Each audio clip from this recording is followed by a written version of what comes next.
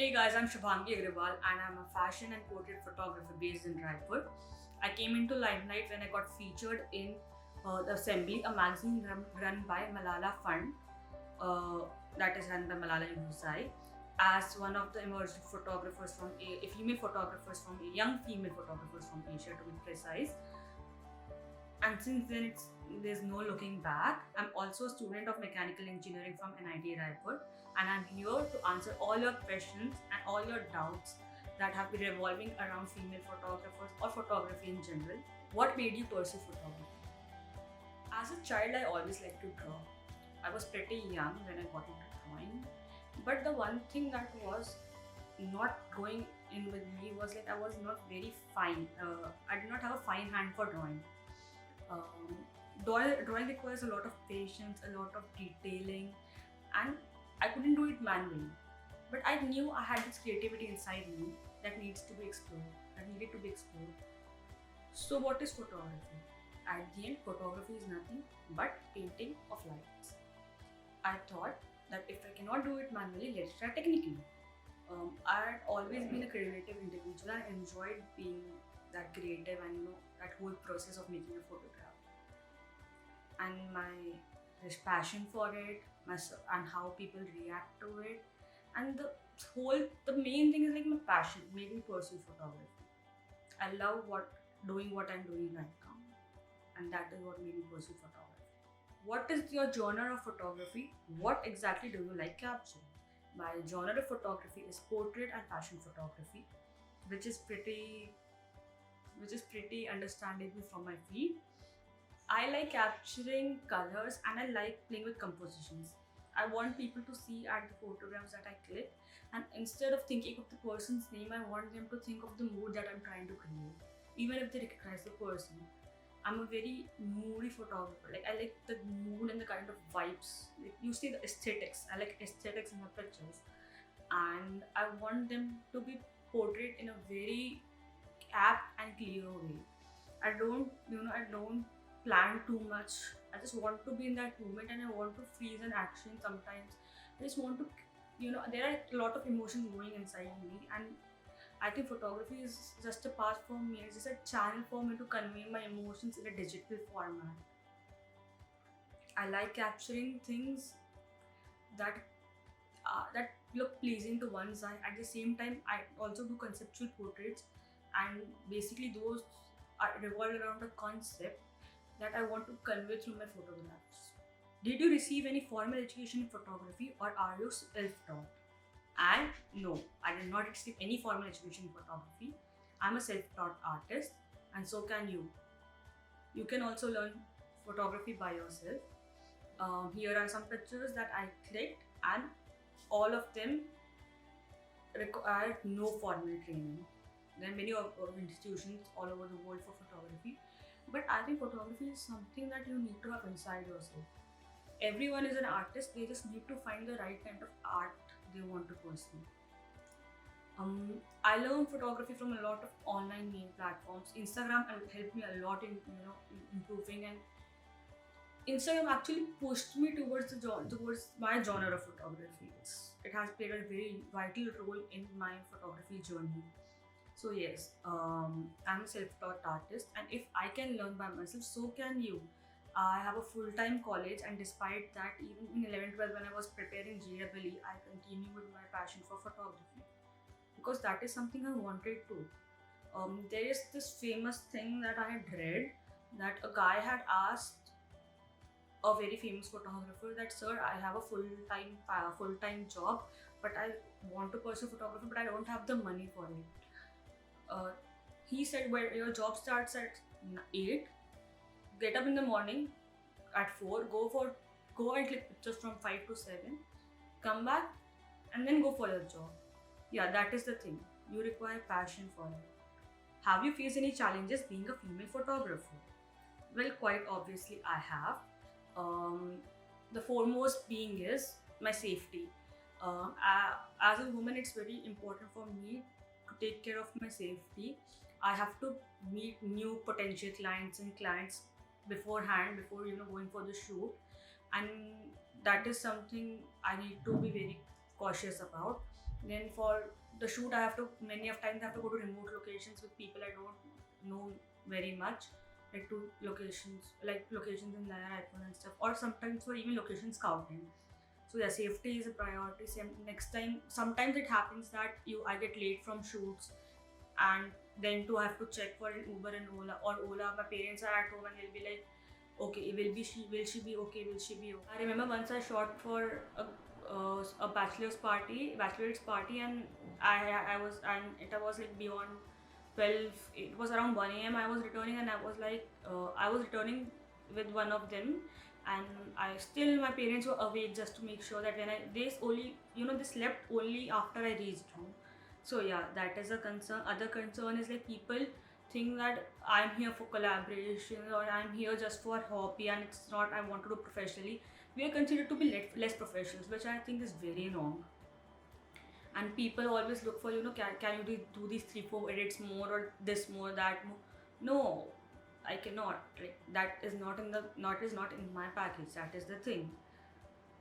Other concern is like, yeah, the family support. Many times families don't support female photographers, thinking that they have to raise a family and stuff like that.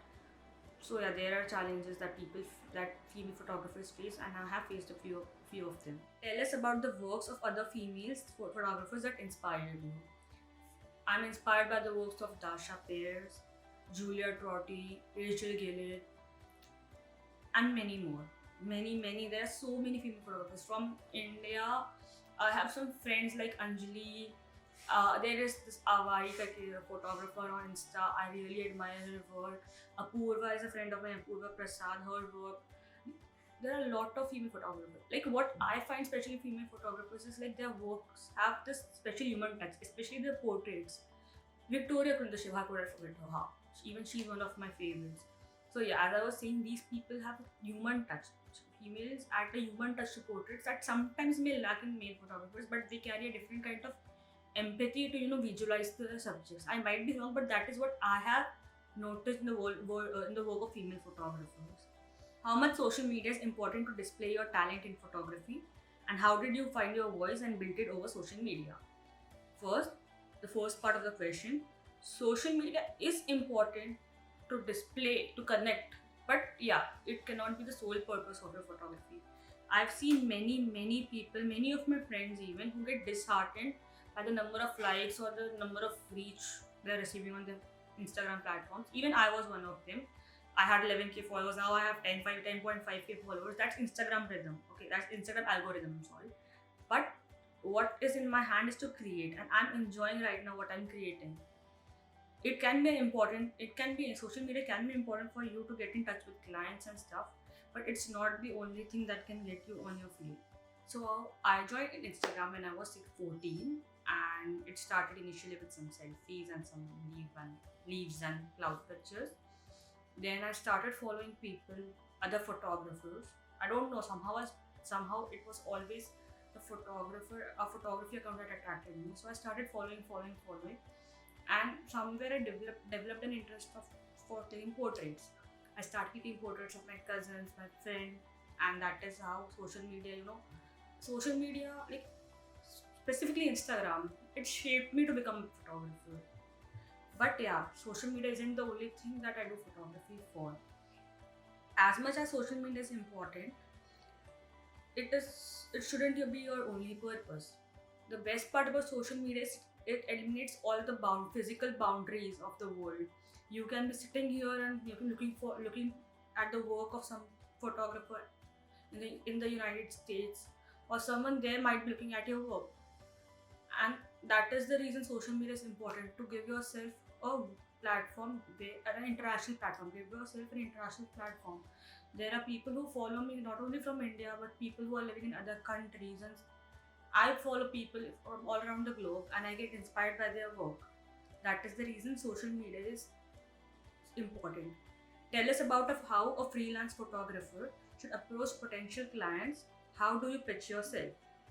The first and the foremost thing is build a strong online portfolio, whether it's on Behance or Instagram. Like, Instagram lowers the quality of picture, so I would suggest like something like Adobe Portfolio or Behance or VSCO for that matter. But Behance is an amazing website to create an online portfolio. And potential clients, follow your potential clients on Instagram, people you think you can work with, or people who you think would appreciate your art and would like to hire you. You know, start going to their work. Initially you can even DM them that I'm so and so, this is my portfolio, I would like to work with you and hire me if that's good for you. But yeah, follow them and work with people who actually appreciate your art. Okay, just don't work with people for the sake of the clients. And be clear. The thing is, like, be honest. If the client is asking you that can you make some videos too, and if you have no experience in cinematography, just say that. Be honest. Like, can you do this too? Like, no, sorry, I cannot. The first thing is communication. Be honest to your clients. Don't try to portray something that you are not. Tell them this is what I can offer and this is what I cannot offer, instead of putting the expectations high and then disappointing them. uh, and the foremost thing is, have confidence in your work. When you're approaching a client, don't think of yourselves as a beginner or something. While approaching your clients, have your rate list set. Don't fluctuate your rates, because that gives a bad name in the market. More, and as I said, like, I have a full-time college, so I cannot waste my time pitching on clients that don't work for me. And know that, like, be honest to yourself. Know that not every deal is meant to be. There have been situations when I've spoken to the client and everything has been finalized and they have, ditched at the end, and that is very unprofessional. But things like that happen in such kind of field. Okay, be confident in yourself when you approach a client. Tell them honestly what you can provide them. That is all I'll say. Help our audience with the way to find the inner artist and create the art through the images. First thing, I think everyone is an artist. You just need to find the right kind of art that that ignites you, that sparks you from within. For me, it was photography, and somewhere all kinds of art forms are related. Like, for example, as I pursue photography, there are many pictures who are like, there are pictures.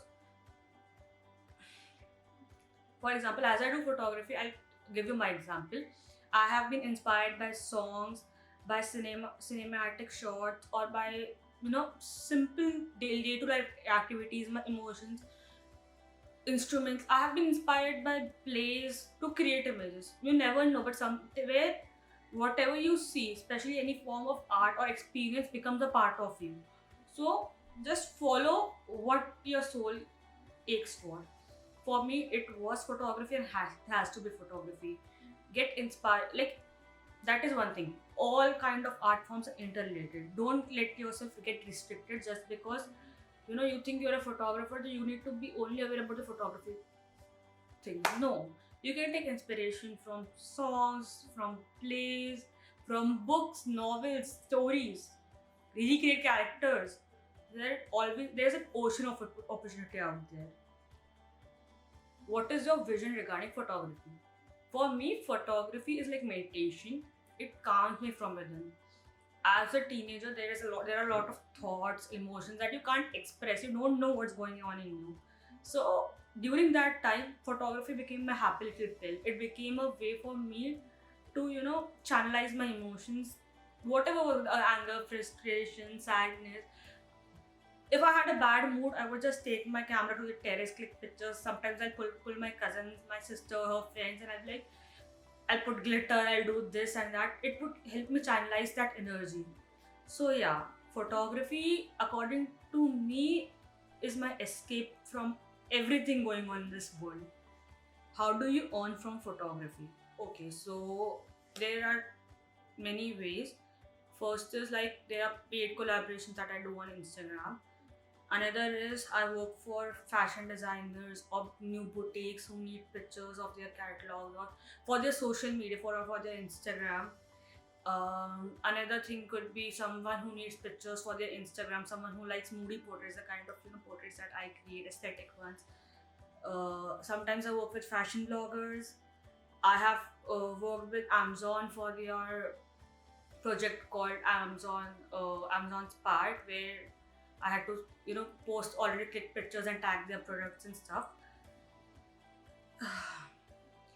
And there are times that I've like, done baby shoots. I've done great pictures of kids or anyone who appreciates my work, who just wants simple aesthetic pictures of themselves for Instagram, social media. Sometimes it's also portfolio work.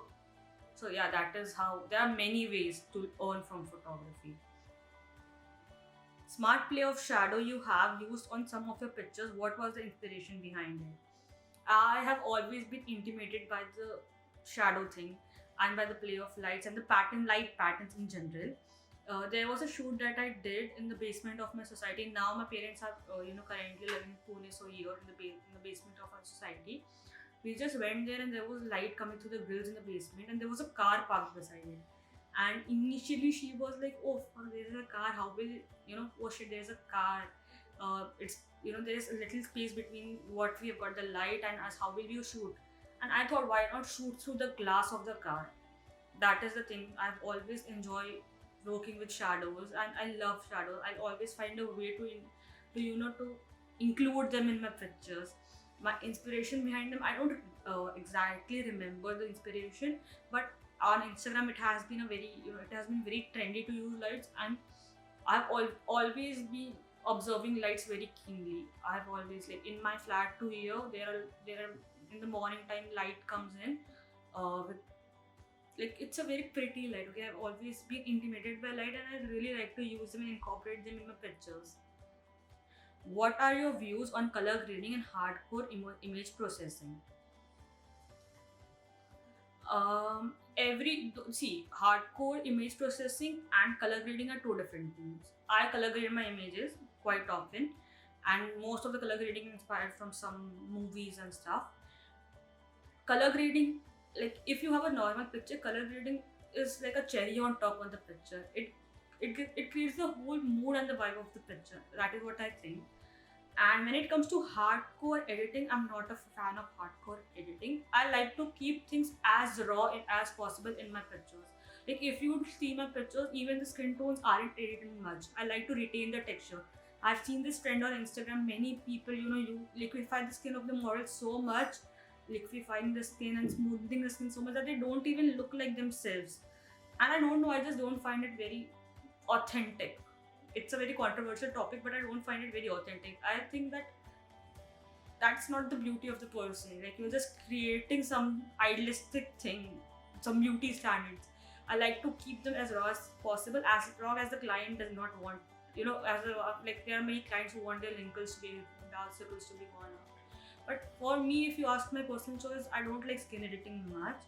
And although there is this weird trend on Instagram that all these highly edited pictures with blackened out background, too blurry background, and I don't know what kind of editing that is.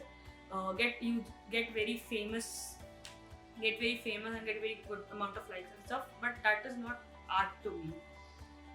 For me, rawness matters. Tell us about your journey and how you became a photographer. So when I was in grade 9, we got an option. My dad was posting in Ahmedabad, and in school we got an option for an extra curriculum to choose from photography, IT, cooking, and robotics. And I chose photography because all my friends opted for it, kind of a peer pressure. And I got a DSLR and I started clicking pictures of leaves, clouds around me with my friends and stuff. And we used to go for photo walks to the nearby society on the terraces of our friends' place, and that's how it started. Then we got shifted to Raipur, and I started taking pictures of my cousins in on the terrace, of my sister and her friends, glitters and sparkles, and anything that we got hold of, just being creative. And somehow I thought, maybe portraits are my thing. I got an eye for portraits, and I started, exploring that field more.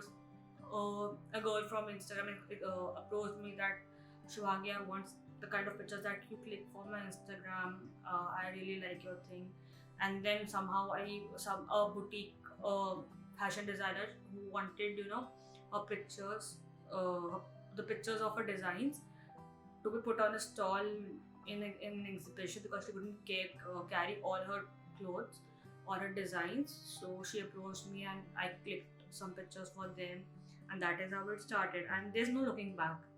Like even if there are times when I don't get much of the paid work and stuff, and I have this college things, semesters and going on, I make sure that I click pictures for myself and for my art, and to be happy with what I'm doing. As I said, it's my happy little. With this, I'll be ending up my session. Thank you so much for giving me this opportunity. I really like the platform and the kind of work you guys are doing. I'm grateful to be a part of this Talk Talk event. Thank you.